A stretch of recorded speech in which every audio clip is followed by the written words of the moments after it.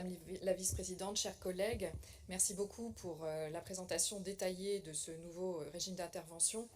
Comme vous le savez, donc, le chemin de l'égalité et de la lutte contre la discrimination a toujours été un chemin de combat, pour ne pas dire un chemin de croix. Nous sommes heureux que notre région continue à se saisir de ces enjeux de promotion de l'égalité, de lutte contre les discriminations ou de solidarité en modifiant justement et en adaptant le règlement d'intervention. Nous souhaiterions néanmoins aller un peu plus loin dans des tendances qui ont déjà été présentées et peut-être vous êtes allé d'ailleurs un peu plus loin dans la description que vous avez faite qu'en commission. Sur les questions d'égalité, tout d'abord, sur notamment ce qui concerne le rapport femmes-hommes, le contexte reste en effet très préoccupant, ça a été rappelé par plusieurs collègues, et comme en attestent d'autres rapports, celui de l'Observatoire des violences sexistes et sexuelles de Nouvelle-Aquitaine justement, et celui du Sénat d'avril 2023, très enrichissant, qui s'intitule « Femmes et ruralité pour en finir avec les zones blanches de l'égalité ». De nombreuses violences subies par les femmes restent méconnues. Elles ne sont pas dénoncées, en milieu rural notamment, y compris celles subies par des femmes atteintes de handicap. Cette situation est absolument inacceptable. Il nous faut donc être plus ambitieux sur la politique territoriale pour que chaque femme victime de violences puisse être accueillie, accompagnée et protégée. Nos dispositifs régionaux devraient également infuser beaucoup plus en transversalité dans l'ensemble de nos politiques publiques pour réellement créer cette culture et l'instaurer fortement et solidement au sein de nos institutions. Les stéréotypes sont solides, le patriarcat sévit encore en de trop nombreux endroits. Secourir, c'est bien, mais prévenir, c'est mieux.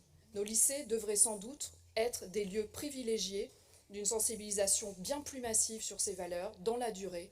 Il faut savoir que, je pense, nous en avons les moyens.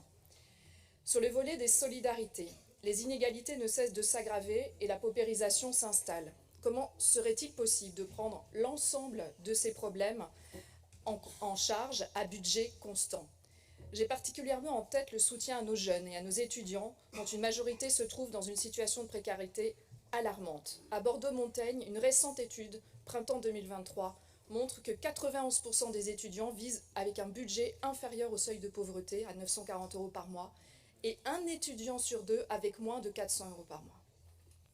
Enfin, comment sur un tel sujet ne pas rappeler notre demande d'exigences plus fortes en matière dégâts et aussi d'éco-socio-conditionnalité. Vous connaissez notre attachement au sujet.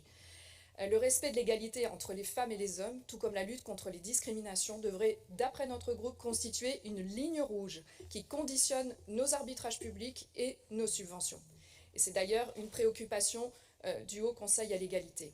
Il s'agit pour nous d'un levier extraordinaire, totalement sous-employé. Nous en avons déjà parlé. Dans ces domaines, le droit est nécessaire mais ne suffit pas. Les grandes déclarations de principe non plus, et il y en a trop. Nous le savons toutes et tous.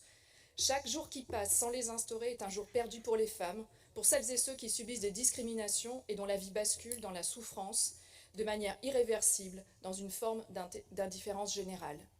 La solution proposée enfin par le Haut Conseil à l'égalité visant à instaurer une consultation élargie à la société civile pour étudier des dispositifs les plus efficaces et la faisabilité de leur introduction dans les finances publiques, rappelée par le Césaire, nous a semblé une excellente proposition et nous la soutenons. Nous voterons donc, Monsieur le Président, pour cette délibération.